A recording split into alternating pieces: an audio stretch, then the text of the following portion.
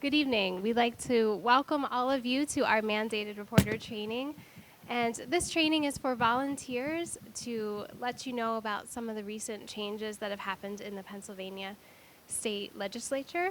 And we know that from the Child and Youth Safety Ministry team that some of this information at times might feel a little overwhelming, but we are all in this endeavor together to keep our children and youth safe here at Salford.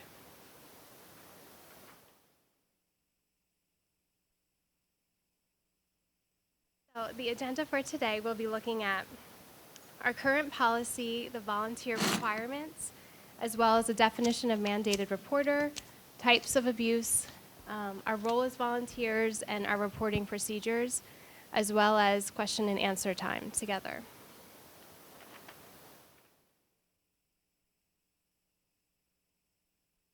Here at Salford, we've been proactive in addressing the safety of our children and youth throughout the establishment of our Child and Youth Safety Ministry team, as well as the Child and Youth Safety document that we have written. And I just wanted to read directly from that. It says, "This policy stems from our awareness that abuse has been and continues to be a major problem in society. Statistics show that the church is not immune to this problem. In fact, churches can be especially vulnerable as they are trusting institutions. And statistics show that abuse typically doesn't happen from the stranger lurking in the corner. It's oftentimes the person that is trusted and known to the victim. So the policy really was established to outline appropriate behavior for care and supervision of children. And our goal is that all who attend Salford are able to pursue activities and worship in a safe environment where abuse is not tolerated and where staff, and I think this part is also very important, where staff and volunteers are protected from false or harmful allegations." And you can see the quote up here on the board is taken directly from our policy that says, "We believe our children are a gift from God and should be treated with respect and love. It is our responsibility as adults to do what we can to protect children." And really, as we go throughout this night, that should be at the heart of our conversation, that this is why these types of policies and laws are really established to protect children. So in 2011, Pennsylvania really had two calls to action. The first was a physician kind of initiated look at some of the injuries that were coming into emergency rooms, and they looked and saw that there needed to be some revamping of our child protection laws. Now, the second event we probably are more well aware of, which would be the Penn State Jerry Sandusky scandal. And so these two events really brought to light a need to look at our current laws in Pennsylvania to not only protect alleged victims, but also to protect children as a whole. And you're really going to see, as we talk about how the law has changed, how that influenced and shaped the current laws that we have. So our current volunteer requirements, many of the requirements that is now currently regulated by law, we have already been doing here at Salford. So that's the good news. It's not that big of a change for us. So the Pennsylvania Child Abuse Clearance and the criminal records check has already been a requirement for many years here at Salford. The change lies in the renewal process. So we have to renew every 5 years. Prior to 2014, it was a once and done event. So now we have to renew every 5 years. Additionally, those who have lived outside of the state of Pennsylvania in the last 10 years need to get a criminal background check and fingerprinting. That's new. So again, if you've lived outside of the state in the last 10 years, you need to get criminal background check and fingerprinting. Lastly is a training on the subject of child safety and protection. This is not something that is required by law, but this is something that us at Salford have implemented as part of our volunteer policy, and we're going to continue to do so. And that also will follow the renewal period of every 5 years. And I think all of you should have received in your mailboxes a couple weeks ago if you're up for renewal, and the instructions in there on how to do that.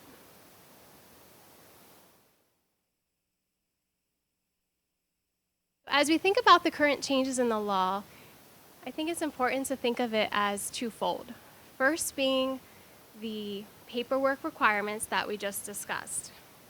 Second is the expansion of the language in the law to include mandated reporters for church volunteers. Now this is new. There are many professions that you are a mandated reporter. So up here you can see some of them. If you work in healthcare, if you're a counselor, if you work in education, you've always been a mandated reporter. The law has been written to include, since 2014, foster parents, as well as all volunteers in churches, schools, or agencies that come in contact with children on a regular basis. So you can see how that includes all of us in this room.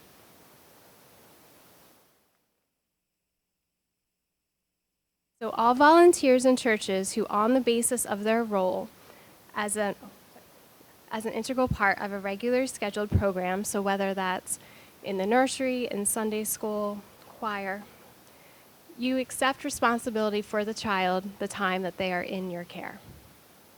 And what that means is, responsibility includes any such person who has direct or regular contact with the child through activities sponsored by a religious organization. So that's where we all fall under the mandated reporting statute. You may be wondering, for some of us, we don't know what a mandated reporter is. This may be a new term. It is, again, any individual or volunteer who comes in direct contact with children, whether it's in the course of your work or your volunteer activities. If you have reasonable cause to suspect, and you're reporting in good faith that suspected child abuse has occurred. So what that is saying, there's a lot of phrases we need to look at in there. So if a child comes to you and discloses abuse, or if you witness abuse, that would be reason to suspect, reasonable cause to suspect. Now the thing is, we are not to be detectives, investigators. We're not supposed to be finding out if for sure this 100% happened. That's the job of the state and Childline, and we're going to talk a little bit more about that.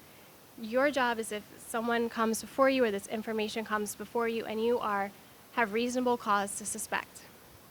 The second part is that you're reporting in good faith. So I'm not mad at this family. We don't have an issue. It's not based out of malice or revenge or some other kind of intent. It's just based out of good faith that this has occurred.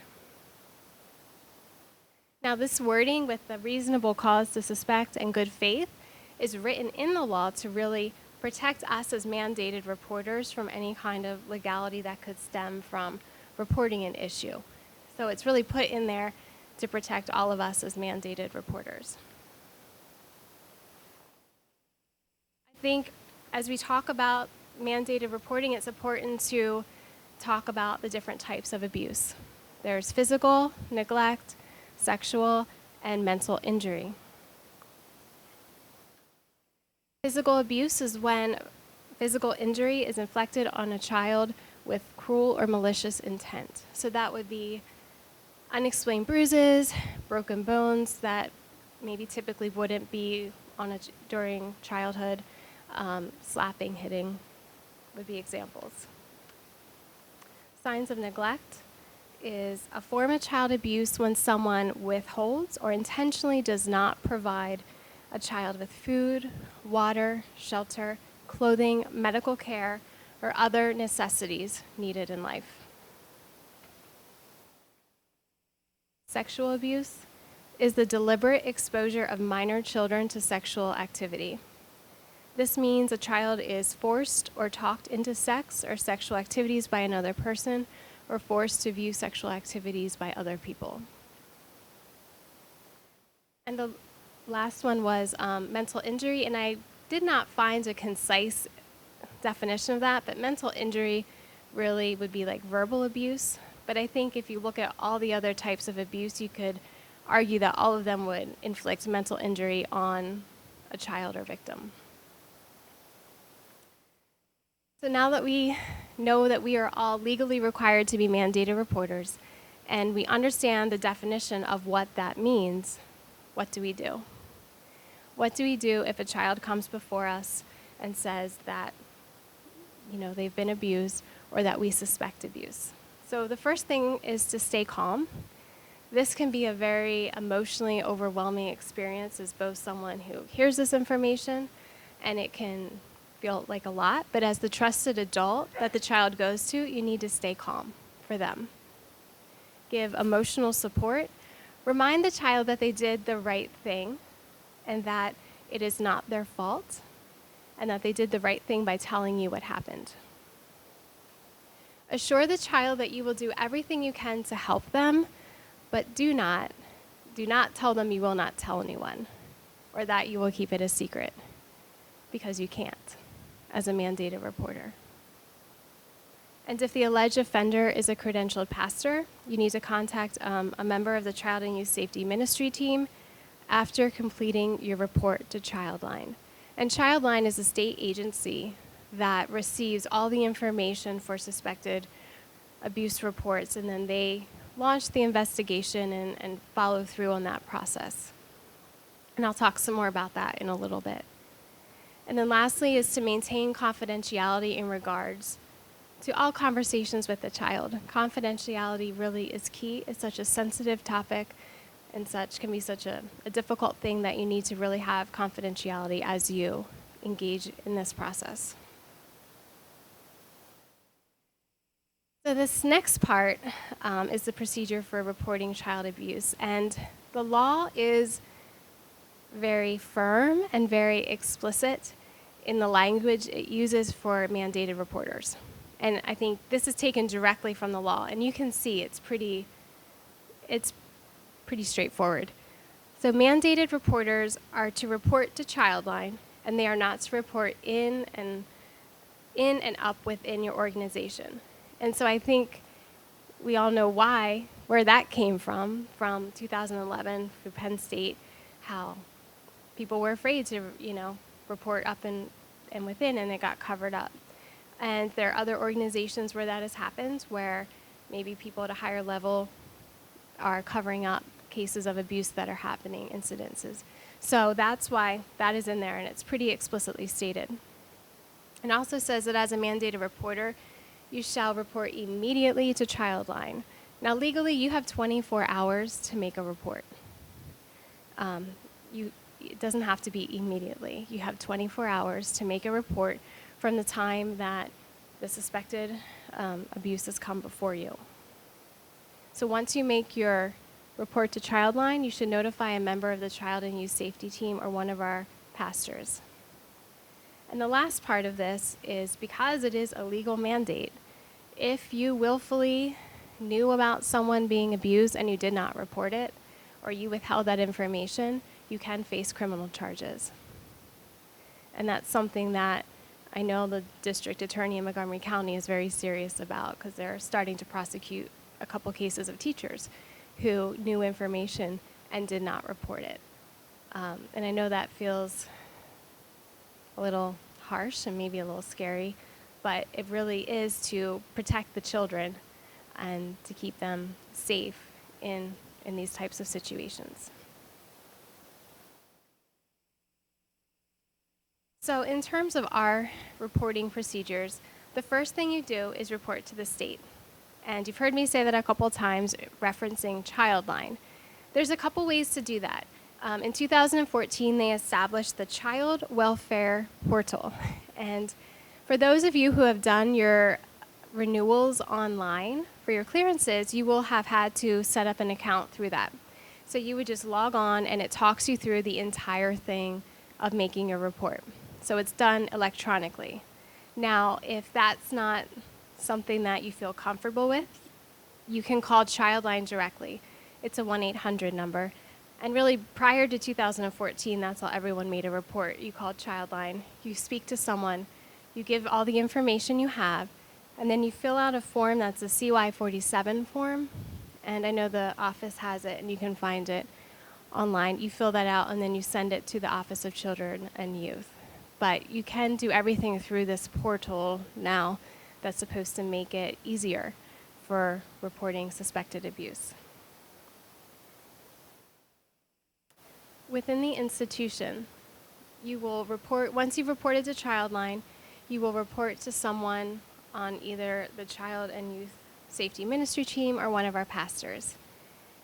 All of this information is in our safety policy. I know it's a lot of information, but it is all outlined in there, what to do, the definition of mandated reporter. You can find all the information in there for yourselves. Again, reporting should be done in a discreet manner. Confidentiality is at the key. And to really understand that this is done out of care and concern, and you're not being disloyal to someone or upset with someone. You're doing this out of care and concern.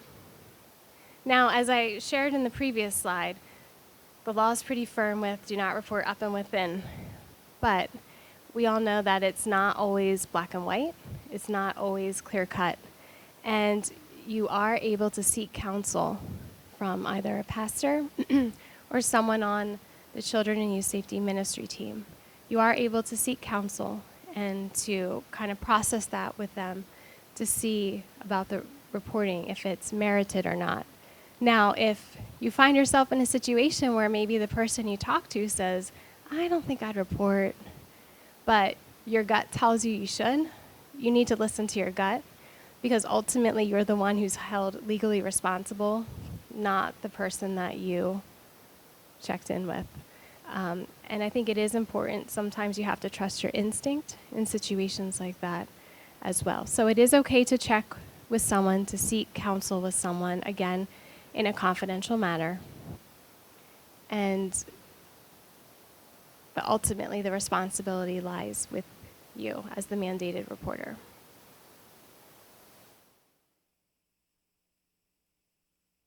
Just a couple things to remember. You do not need to know who the perpetrator is. You don't need to have clarity of identity or information. It might be unknown. You need to take the child's words seriously and secure their safety. If the child is in imminent danger, seems fearful to return home, maybe has evidence of physical trauma, or needs immediate medical attention, you can call 911 or seek counsel from a pastor or another trusted person. I had mentioned earlier that we are not to be investigating. We are not to be a detective. We do not need to know that this abuse has occurred, if it has occurred. So you should not be asking leading questions to the child. You should not be interrogating them.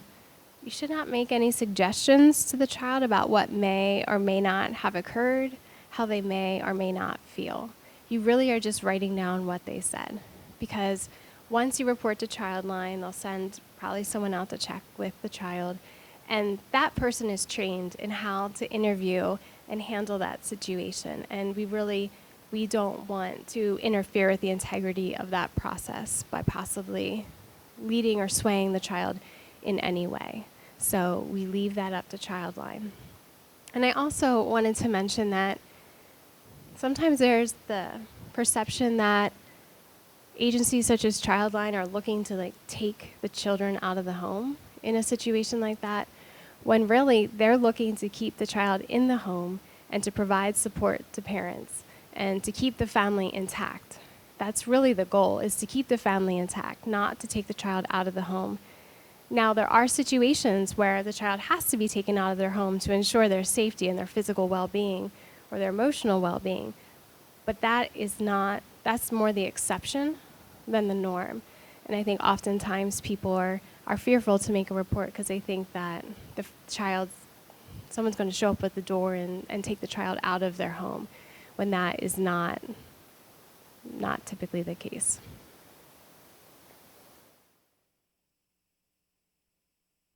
I know this has been a lot of information to take in, and sometimes it takes a little bit to kind of process all of that and to make sense of what was shared. But I wanted to end with the quote that from our statement that says, "We believe children are a gift from God and should be trusted with respect and love.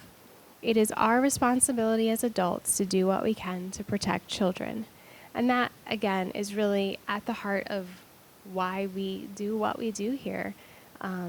It keeps all of our programs with integrity. It helps to keep all of our children and youth safe as they go throughout, the very aspects of our church life together. We're going to open it up for some questions. So if anyone has any questions, feel free to ask. And if we don't know the answer, we will work to get that for you. And then Brad also is going to share briefly about the disclosure statement. Just briefly before time for questions, before everyone leaves tonight, we'll have 2 documents for you to fill out and sign. These documents will be proof of your training, so make sure I get these before you leave. That proves that you were here, and that will be our record that you were here. Both documents are fairly simple. The first is, as Ashley mentioned, there is a new fingerprinting requirement for anyone that has had a permanent residence outside of Pennsylvania in the last 10 years. So we're asking you to fill that out and indicate if you are in that category of either a permanent resident the last 10 years or if you have lived in another state over the last 10 years. Second document is a disclosure statement that the state says we need to have everyone sign. It's basically having you declare a couple of things. You're declaring that you are in the process of doing your clearances or have done your clearances as the state law requires. You're affirming that you have not been a perpetrator of a founded report of child abuse. You're swearing and affirming that you have not committed a list of different criminal activities. You can read through them real quickly. Also declaring that if any of these things occur, either child abuse or criminal activities, you can be terminated from your role as a volunteer here at Salford, and you're swearing and affirming that all this information is true. So please, before you leave, sign those 2 documents, and then I will witness as the document that you signed it tonight. We'll have a time for questions. We have a roving mic. We'll ask you to use the mic for the purpose of recording. We'll answer any questions you might have.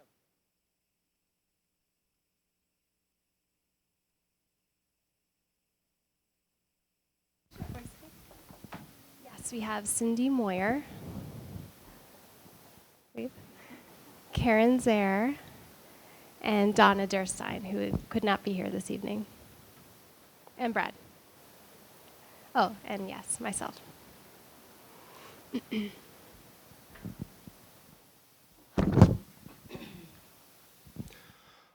My question is, with this child line, does this have any guidelines or instructions related to, say, cyberbullying or bullying between 2 minors, or if 2 children are not getting along, or there's nothing related with that as part of this? Yeah.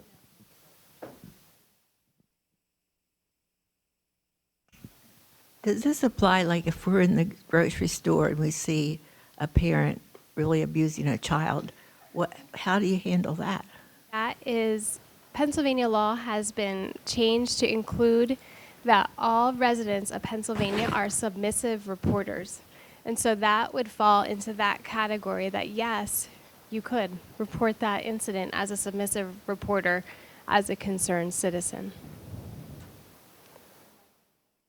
But you wouldn't know the name, and how would you know their names to report them? You wouldn't. You would just give the information you had. You would still give it even though you had no idea who? I think if you felt compelled to share that information, yeah.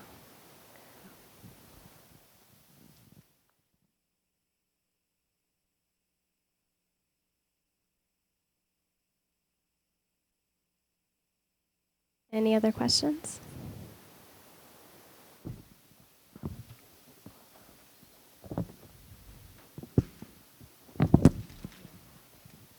I'd just like to comment from one of our previous trainings that I remember the police officer who was here saying, when in doubt, report it out. Yes. And I think that phrase is so helpful. they'll figure it out. They'll do the research. So if you are wondering what to do, report it. And the people at Childline are real people. So when you're calling that phone number, they will help you. Yes. They'll ask questions and they'll be helpful to you. I mean, I've already called Childline and said, this is the situation. I'm not sure what to do. And they're very helpful. I would say 99% of the time, they're going to say report. When in doubt, report, refer. But you can call them because they are a real person who'll answer the phone, and you can talk it through with them.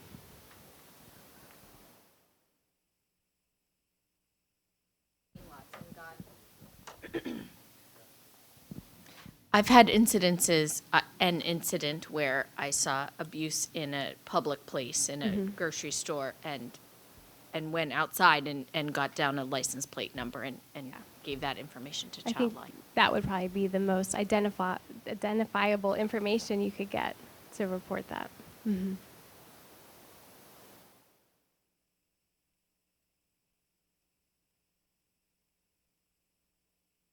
All right, well, thank you all for your time this evening and for your commitment to our children and youth here at Salford. And like Brad said, if you could please sign the disclosure statement and turn that in to him before you leave. Thank you.